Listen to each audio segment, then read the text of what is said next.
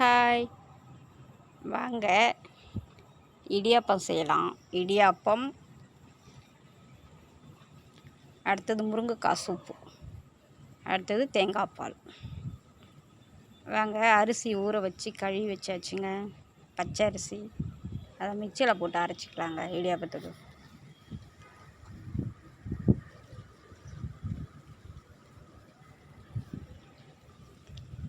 எப்போவுமே நாங்கள் ரெடிமேட் மாவெல்லாம் வாங்க மாட்டோம், வீட்டே தான் அரிசி ஊற போட்டு இதுமாரி மிக்சியிலே அரிசி ஒரு டம்ளர் அரிசி போட்டால் போதும். எல்லாம் ரைஸ் மிளகு அரைச்சிக்கும். ஈர அரிசி கழுவி காய வச்சு கொஞ்சம் அதிகமாக 1 கிலோ 2 கிலோன்னா நம்ம ரைஸ் மிளகு அரைச்சிக்குவோம். சும்மா ஒரு 1/4 கிலோ அரிசி தான் போட்டேன் இடியாப்பத்துக்கு, வீடியோக்காண்டி. அதனால் மிக்சிலே அரிசி சளிச்சு எடுத்தால் வேலை முடிஞ்சு போச்சு. 1 கிலோவுக்கு மேலே இருந்தால் தான் ரைஸ் மிளகு அரைச்சி கொடுப்பாங்க.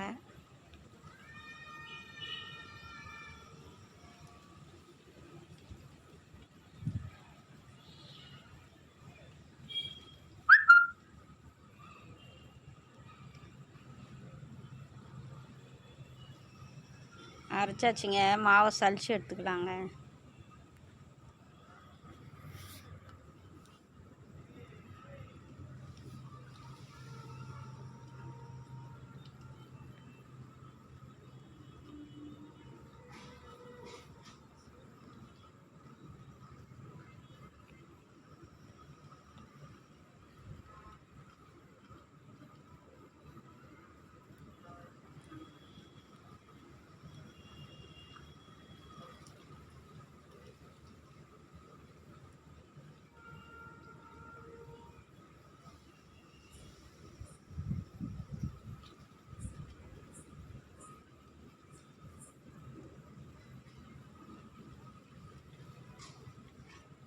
பாருங்க, அரைச்சாச்சுங்க நைஸாக. ஒரு வாட்டி ஜல்லடில் போட்டு சளிச்சு எடுத்துக்கலாம் மாவை. பாருங்க, எல்லாம் ரெடியாக வச்சுருக்கோம். சளிக்கிறதுக்கு பிளேட்டு, ஜல்லடை. இதுமாரி எதுவுமே நம்ம நேச்சுரலாக வீட்டை செஞ்சால் தான் நல்ல விஷயம். அது இடியாப்பத்துக்கு மாவு ரைஸ் பாக்கெட் மாவு இருக்கும், இருந்தாலும் அது கொஞ்சம் ரஃப்பாகிற மாதிரி இருக்கும், சாஃப்டாக வராது. செஞ்சோம்னா இதுமாரி ஈர அரிசி அரைச்சி அந்த ஈர மாவு அப்படியே வறுத்துட்டு சுடுதண்ணி ஊற்றி பிசைஞ்சு அப்படியே நம்ம இடியாப்பம் முடிஞ்சால் தான் நல்லா சாஃப்டாக இருக்கும், பஞ்சு போல் இருக்கும். அப்படி சாப்பிட்றது. கடையில் காஞ்ச மாவு வரும், வரன்னு இருக்கும் அந்த மாவு. அந்த மாவு வறுத்துலாம் இருக்க மாட்டாங்க, அப்படியே பச்சை மாவாக அரைச்சி எடுத்துகிட்டு வந்துருப்பாங்க இடியாப்ப மாவு. அது அவ்வளோ சாஃப்டாக இருக்காது கடையில் வாங்கினா மாவு, பச்சை அரிசி மாவு. இந்த மாதிரி வீட்டிலே அரைச்சி சலித்து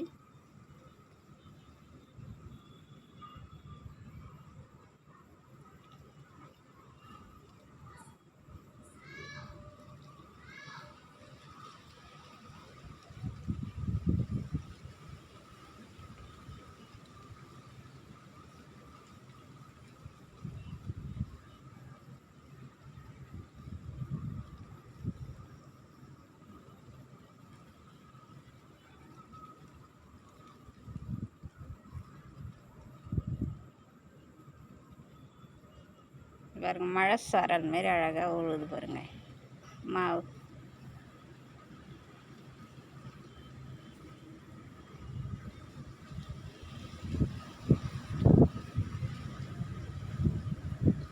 கால் கிலோ அரிசி தாங்க போட்டேன். பாருங்க, தேங்காய் பால் எடுக்கிறதுக்கு தேங்காய் அரைச்சிக்கலாங்க. தேங்காய் அரைச்சி தேங்காய் பால் எடுத்துக்கலாம். 2 ஏலக்காய் போட்டுக்கணுங்க வாசனைக்கு.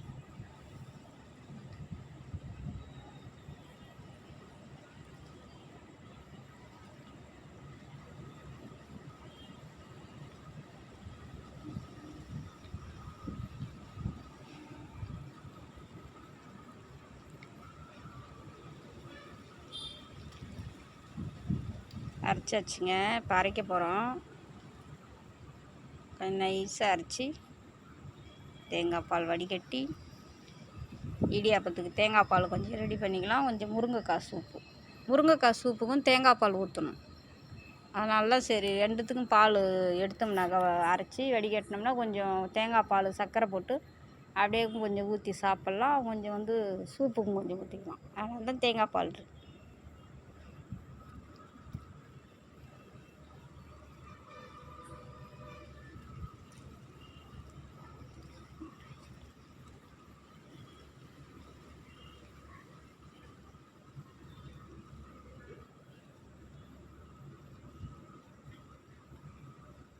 அரைச்சாச்சுங்க, வடிகட்டிக்கலாங்க.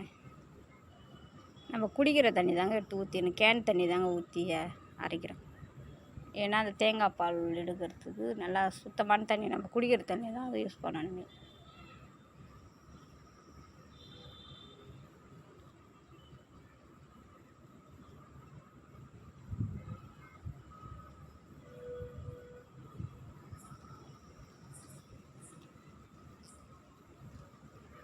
தண்ணி கொஞ்சம் அதிகமாகிடுச்சுன்னு கொஞ்சம் தண்ணி வடிகட்டிக்கலாம். வடிகட்டிட்டு அப்புறம் நைஸாக அரைச்சி அப்புறம் வடிகட்டணும். ரொம்ப தண்ணி ஊற்றினாலும் அப்படியே பொங்கும் அரைக்கும் போது. அதனால் கொஞ்சம்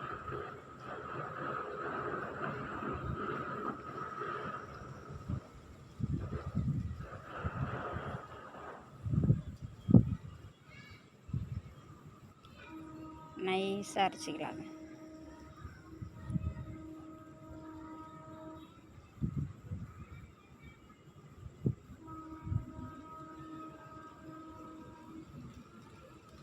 பாருங்கள் தேங்காய் பால்.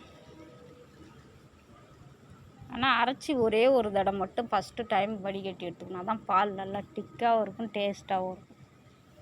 திரும்ப திரும்ப தண்ணி ஊற்றி அரைச்சி வடிகட்டினா அது டேஸ்ட்டு வராது.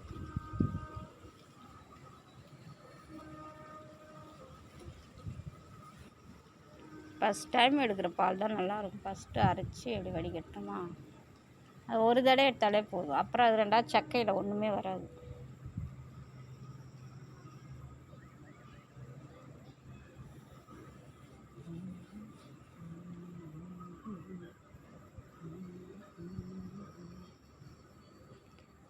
நிறைய வீடியோ எடுத்து போட்டுருந்தாங்கிறேன், ஆனால் யாருமே பார்க்குறதும் இல்லை. சரியா லைக் பண்ணுங்கள், லைக் பண்ணிவிட்டு பாருங்கள். டெய்லி டிஃப்ரெண்ட்டான வீடியோ தான் போடுறேன், சமையல் வீடியோ.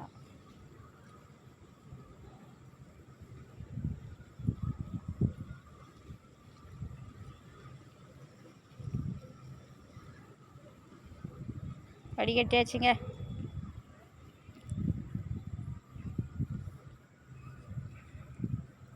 இப்போ போய் சூப்பு தாளித்து விட்டுக்கலாம். மாவு வறுக்கணும், வறுத்துட்டு கொஞ்சம் நேரம் ஆறும். அப்புறம் அது இடியாப்பத்துக்கு பிசைறதுக்கு.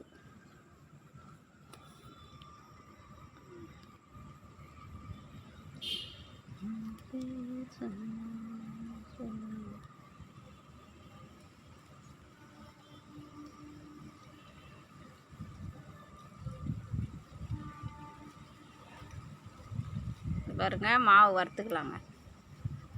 ஈர அரிசி அரைச்சதுனால கொஞ்சம் ஈரமாக இருக்கும் இல்லைங்களா மாவு. சும்மா லைட்டாக வறுத்தா போதும் இடியாப்பத்துக்கு.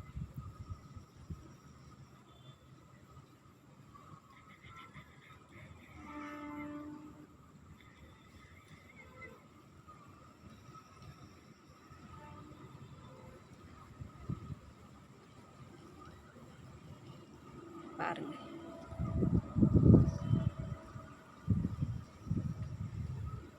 மாவு எப்பவுமே மிக்சியில் இதுமாரி ஈர அரிசி அரைச்சோம்னாக்கா நம்ம வறுத்துக்கணும். மாவு வறுத்து ஆற வச்சுட்டு அப்புறம் சுடுதண்ணி ஊற்றி பிசைஞ்சு தான் எது பண்ணாலும் பண்ணணும்.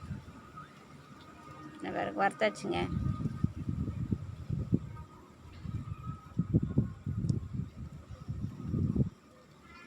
சூப்பு தாளித்து விட்டுலாங்க. சூப்புக்கு என்னென்ன வச்சுருக்கேன் பாருங்கள். முருங்கைக்காய் சூப், முருங்கைக்காய், புதினா, கொத்தமல்லி, பச்சை மிளகா, லெமனு, வெங்காயம், தக்காளி, இஞ்சி பூண்டு விழுதுங்க.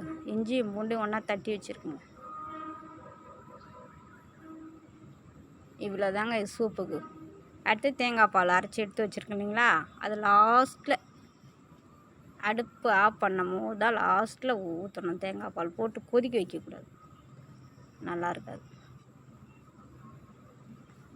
ஆயில் திட்டமாக ஊற்றினா அப்போ சூப்புக்கு நிறைய ஊற்றக்கூடாது. தண்ணியாக தானே இருக்கும் சூப்பு. ரசத்துக்குன்னு நம்ம சொட்டு என்ன தானே ஊற்றலாம், அதுமாரி தான் இது சூப்புக்கும். கொஞ்சம் எண்ணெய் போட்டால் போதும். பட்டை லவங்கம் போட்டுக்கலாங்க.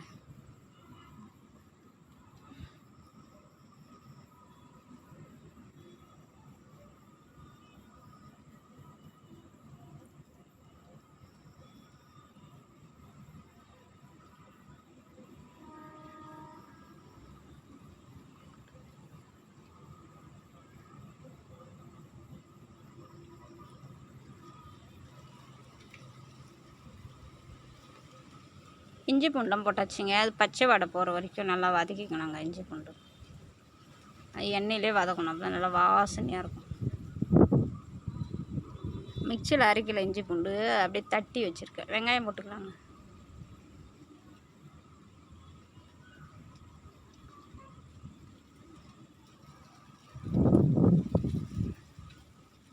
வெங்காயம் போட்டாச்சு. அடுத்தது கொஞ்சம் புதினா, கொத்தமல்லி,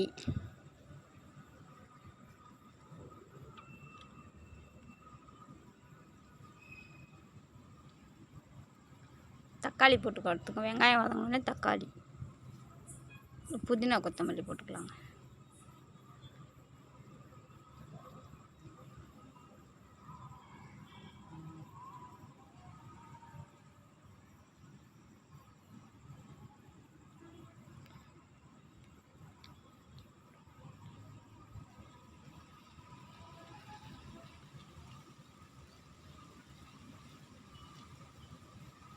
முருங்கைக்காய் போட்டுக்கலாங்க. அது எண்ணெயில் கொஞ்சம் வதங்கினா தான் நல்லாயிருக்கும். குழம்புனா ரொம்ப நேரம் கொதிக்க வைக்கலாம். சூப்பு நிறைய நேரம் கொதிக்க வைக்க முடியாது. அது தண்ணியாக தான் இருக்கும் சூப்பு. டக்குன்னு அது வதக்கும் போது வதக்கிட்டால் கொஞ்சம் வெந்துடும். அப்புறம் கொஞ்சம் நேரம் கொச்சா போதும், முருங்கைக்காய் வெந்துடும். முருங்கைக்காய் சூப்பு, இடியாப்பம் ரெண்டும் நல்லா செம்ம சூப்பராக இருக்கும் சாப்பிட்றதுக்கு. தேங்காய் பால் கூட ஊற்றிக்கலாம். அதேமாரி குருமா கூட, ஏன்னா மட்டன் சிக்கன் குருமா வச்சு கூட இடியாப்பத்துக்கு சாப்பிட்லாம். இது ஹெல்த்தியானது. முருங்கைக்காய் சூப்பு, தேங்காய் பால் போட்டு முருங்கைக்காய் சூப் செஞ்சால் சூப்பராக இருக்கும். அது இடியாப்பத்துக்கு. கொஞ்சம் கொத்தமல்லி தூள் போட்டுக்கலாங்க. காரத்துக்கு பச்சை மிளகா போட்டாச்சு ஆல்ரெடி. மிளகா பொடியெலாம் போடக்கூடாது. பச்சை மிளகா தான் போடணும் காரத்துக்கு. கொஞ்சம் மல்லிப்பொடி, கொஞ்சம் கலருக்கு கொஞ்சோண்டு மஞ்சள் பொடி போட்டுக்கணும்.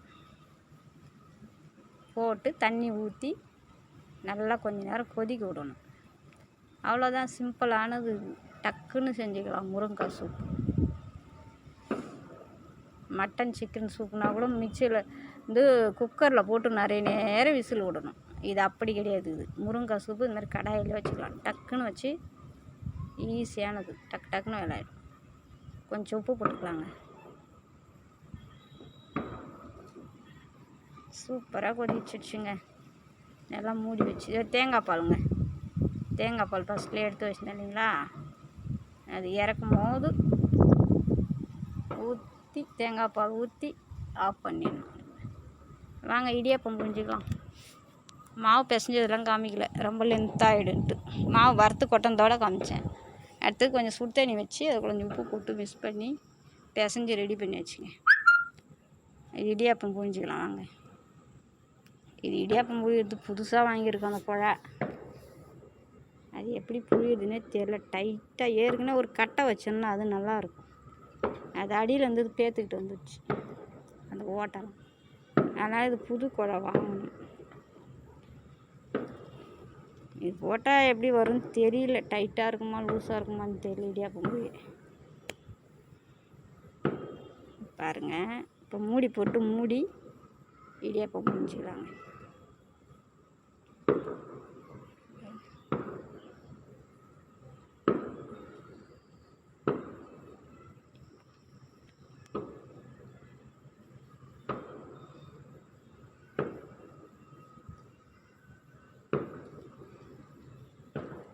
தேங்காய் பால் ஊற்றி சூப்புலாம் செஞ்சால் அந்த வெயில் காலத்துக்கு நல்லா உடம்புக்கு நல்லா குளிர்ச்சியாக இருக்கும்.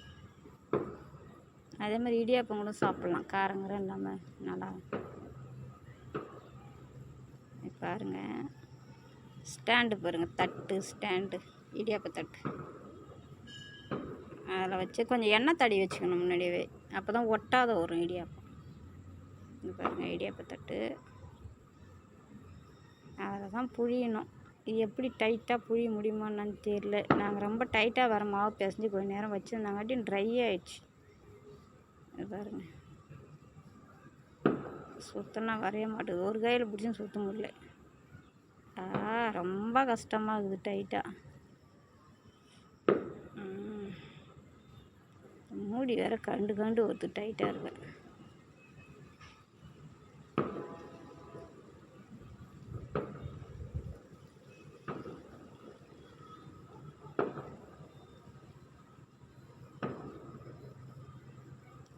இடியாப்பம் செய்யறது ரொம்ப கஷ்டமாட்டேங்குதுப்பா. மாவு அரைச்சி அது வறுத்து பிசைஞ்சு ரெடி பண்ணி அது குழையில போட்டு புழிஞ்சு கிழிஞ்சு எடுக்கிறதுக்குள்ளே இது புது குழனால டைட்டாக இருக்குது.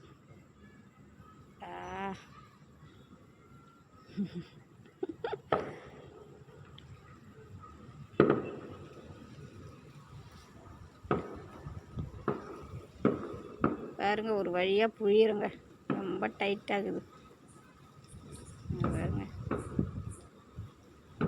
மேலே ஒரு ஆள் சுற்றுறாங்க, நான் 2 கையில் அமைக்க பிடிக்கிறேன், அப்போ தான் சுவைட்ட முடியுது. அவ்வளோ டைட்டாகுது புதுசுனால. கொஞ்ச நாள் ஆக தான் லூஸ் ஆகும் எல்லாமே. பாருங்க சூப்பர். அது மாவு கொஞ்சம் டைட்டாக பிசைக்கக்கூடாது, கொஞ்சம் தளன்னு இருக்கணும் இடியாப்பத்துக்கு, அப்போ தான் நல்லா சருன்னு அந்த ஓட்டக்குள்ளார இறங்கும். கண்டு டைட்டாக இருக்குது. எவ்வளோ போராட வேண்டியதாகுது அப்பாடி.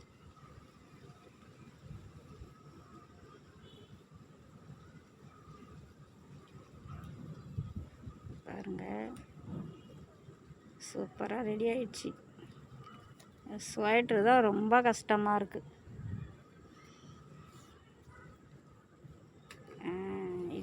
ஒரு இடியாப்பம் ரெடி ஆயிடுச்சு, புழிஞ்சாச்சு. அப்புறம் சரியாயிடும். அது புது குழனால, முறுக்கு குழனால ரொம்ப டைட்டாகுது. ஸ்டாண்டில் எடுத்து வச்சுக்கலாங்க. இந்தமாரி தாங்க வைக்கணும். இடியாப்பத்துக்கு ஸ்டாண்ட்லாம் இருக்குது பாருங்கள். அடுக்காக 4 தட்டு அப்படியே எடுத்து அடுக்காக வச்சு இட்லி பாத்திரத்துக்குள்ளே வச்சு மூடிக்கணும். ஒரு 5 நிமிஷத்தில் வெந்தாலே ஆவி கட்டினாலே போதும். அது பாருங்கள் சூப்பராக வச்சாச்சு. ஒரு 5 நிமிஷத்தில் வந்தால் போதும், அந்த ஆவிலேயே வந்துடும் இடியாப்பம் கடகடன்.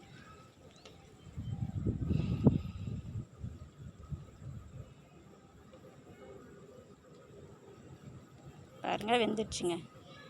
எடுத்து பிளேட்டில் எடுத்துக்கலாம். நல்லா ஆற விட்டு எடுத்தால் தான் ரவுண்டாக வரும். அவசரப்பட்டு நம்ம எடுத்தோம்னாக்கா அது பொலன்னு போயிடும். கொஞ்சம் ஆறணும்.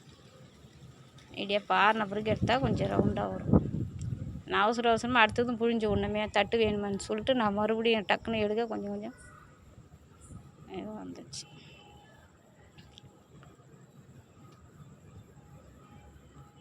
தட்டில் நல்லா எண்ணெய் தடி வச்சுக்கணும்.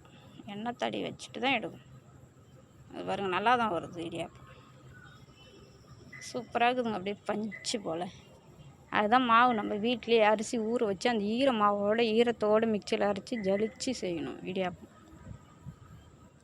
அப்படியே சாஃப்டாக இருக்கும். இல்லைன்னா ரஃப்பாக இருக்கும் காஞ்ச மாவு, கடையில் பாக்கெட் மாவு வாங்கி செஞ்சேன். பாருங்கள் எவ்வளோ சூப்பராக இருக்குது பாருங்கள். அப்படியே மெலிசாகுது இடியாப்பம். ரெடி ஆயிடுச்சுங்க. சூப்பராக பாருங்கள், செம்மையாக இருக்குது இடியாப்பம். முருங்கைக்காய் சூப்பு, தேங்காய் பால் பாருங்கள் ரொம்ப நல்லாயிருக்கு. இதேமாரி நீங்களும் செய்யுங்க, செஞ்சு சாப்பிடுங்க வீட்டில். உடம்புக்கு ஹெல்த்தியானது. பாருங்கள் 4 கிலோ அரிசி தான் போட்டோம், 10 இடியாப்பம் வந்தது எங்களுக்கு. முருங்கைக்காய் சூப்பு, தேங்காய் பால் ரொம்ப சூப்பராக இருக்குது பார்க்குறதுக்கே. நீங்களும் வீட்டில் செஞ்சு சாப்பிட்டு பாருங்கள். அப்படியே பூ மாதிரி இருக்குது பாருங்கள் இடியாப்பம். இடியாப்பம், முருங்கைக்காய் சூப்பு, தேங்காய் பால் ஹெல்த்தியானது இந்த வெயிலுக்கு. அதிகம் காரங்கரம் இல்லாமல் வயிற்றுக்கு செம்ம சூப்பராக இருக்குதுங்க. நீங்களே இதே மாதிரி வீட்டில் செஞ்சு பாருங்கள். மாவு வீட்டில் அரைச்சி செய்யுங்க, அப்போ தான் நல்லாயிருக்கும்.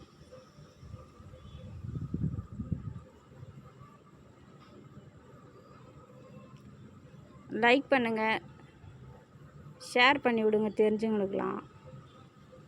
சப்ஸ்கிரைப் பண்ணாதவங்களாக இருந்தால் சப்ஸ்கிரைப் பண்ணி விடுங்க. சப்ஸ்கிரைப் பண்ணிவிட்டு பார்த்தீங்கன்னா டெய்லி போகிற வீடியோ உங்கள் செல்லுக்கு வரும். இல்லைன்னா அவ்வளோ வராது.